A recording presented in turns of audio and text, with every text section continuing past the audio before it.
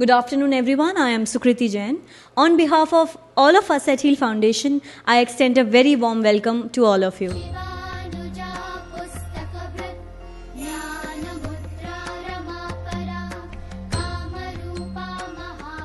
I started conceptualizing in year 2005, not 2008.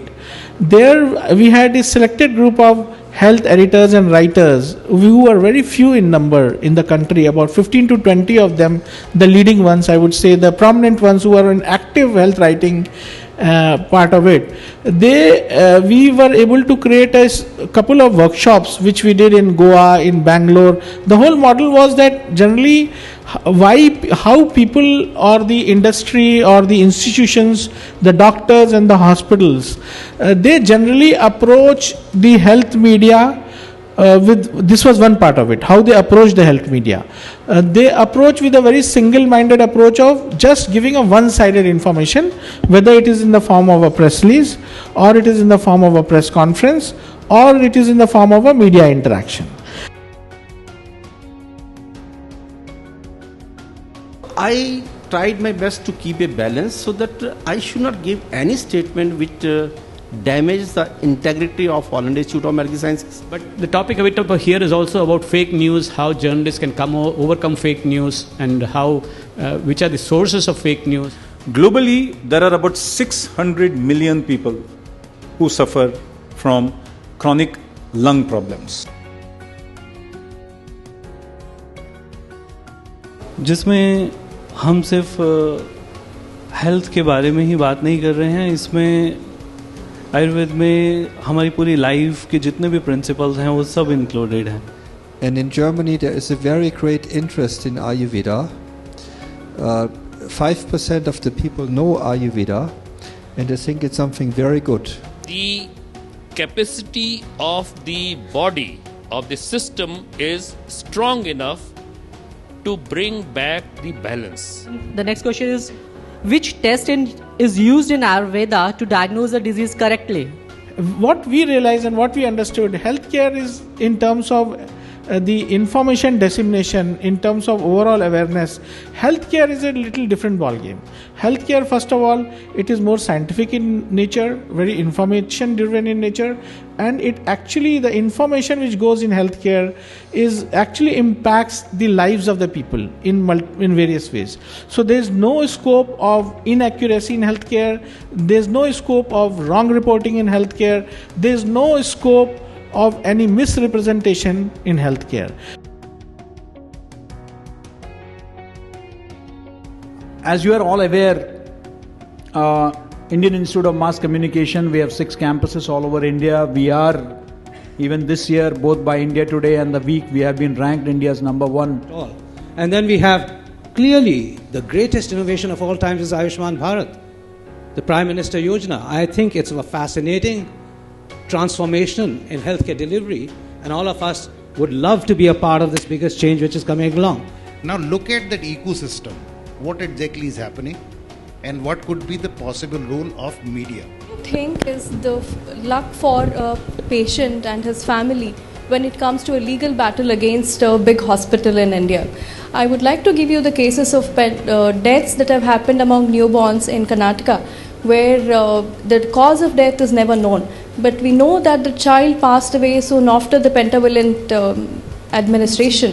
And the series of medical tests that were conducted, on the postmortem, it says that the cause of death cannot be revealed, but that does not mean that the effect of vaccine can also be erased at all. So, vascular surgery is one field which probably is relatively unknown, and a lot of diseases which are there, which are a matter of life and death to patients and all, are really affected by this particular problem. The World Bank supports the government of India's efforts, and we contribute to enhancing their efforts, making them more effective, etc. Yeah, the average consumer is also caught up in so many theories. There's so many diets floating around on the net, that sometimes they lose track of some basic principles which have been, I think, which our civilization has followed for several hundreds, if not thousands of years. So fasting is not only once a year, a period of time, it is to implement a routine, and this is what intermittent fasting tries to apply. The anatomy is not in our control. Anatomy is something which is already there, nature has given it to you. It is the physiology which you basically play with when it comes to, ill health or good health or normal health. With a person's health, we have long forgotten the element of preventive and primary health that used to be, and at some point it used to rule the roost in terms of healthcare management of every individual. Observational research. Several times we say, well, there are 1,000 obese women and their blood pressure is high. Doesn't mean that the two are correlated. The problem is in the early stage, the symptoms are so weird and so it's non-specific that most of the time we don't know what is happening.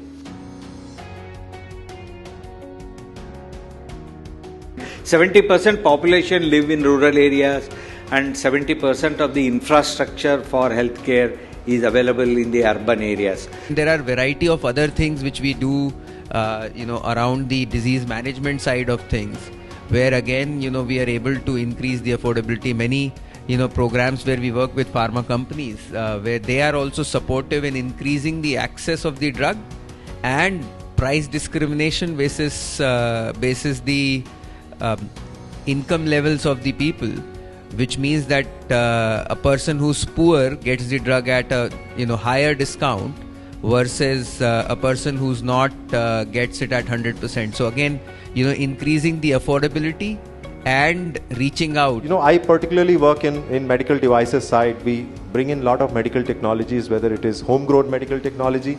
We give access to a lot of medical technology innovators to gain market into different markets in India. There are 5 levels we talk about it.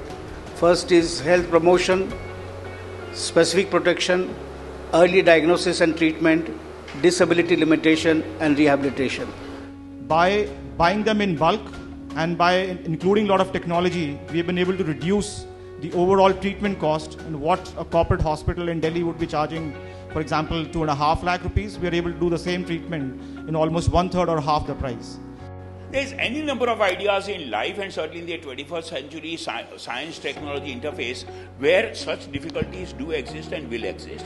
We've also done dual lobe graft. By this, what do I mean is there are 2 donors which are selected and grafts are removed from 2 donors and put in 1 recipient. And the way we are aging, the way we are growing, we've got so much of information, 4 decades of information, 5 decades of information with our elders. I spend 2 days in a week with meeting at least 10 elders. So let me talk about the challenges that our elderly population is facing in India and how do we endeavor to address those challenges. You realize that many of them were very, very basic steps or basic habits or basic lifestyle changes that if were implemented would not have led to something which they had at that point in time. Almost all the print media and magazines, they have got health columns, they have got health pages. I remember when I started in 2002, 2003 and then 2005, there was not even a regular health reporting happening on a daily basis. Now you've got dedicated pages, weekly pages, fortnightly pages, monthly columns in various all type of publications. You've got health bulletins frequently happening in the regional as well as the electronic media. You've got health portals come up in a big number. You've got other online and digital portals giving so much of importance to healthcare that you've got a category of health bloggers who have come in a big way now in our country. Though still not mature, it's taking time, but that we are moving towards that. Now you'll see a lot of health bloggers blogging, writing their columns, writing their perspective on various issues. So this ball started rolling, as Mr. Shankar said, in 2010. It started rolling. Now we have reached a situation wherein, of course, there is still a lot of scope of improvement, but at the same time, we have reached a situation when the real health reporting is happening. It has been a momentous journey for Health Essays and Authors League, or HEAL, since 2008, when we met in Goa and floated a very nebulous idea to string together journalists and editors covering health. We are unofficially a decade old since we decided to come together, but celebrations would have to wait as we got HEAL registered only in 2010. So in 2020, we promise that there will be a grand cake cutting with a mega convention. Of course, Sudeep, I have taken that liberty from you. Since 2010, HEAL has grown leaps and bounds. And today's convention, as it suggests, HEAL has held 5 national conventions so far, 2 in Delhi, 1 in Goa, 1 in Ambi Valley, Maharashtra, and 1 in Hyderabad. All the conventions deliberated upon relevant and pressing themes of the time. Some common threads were nutrition and changing nutrition trends, respiratory health, evolving role of technology in healthcare, and health insurance. HEAL has been successful in bringing health reporters, editors, and stakeholders in the healthcare sector on a common platform to discuss and deliberate key issues. HEAL has also brought health reporting to the forefront and has been advocating accuracy and neutrality in telling a story. We have also been successful in bringing key healthcare issues to the public knowledge through the media.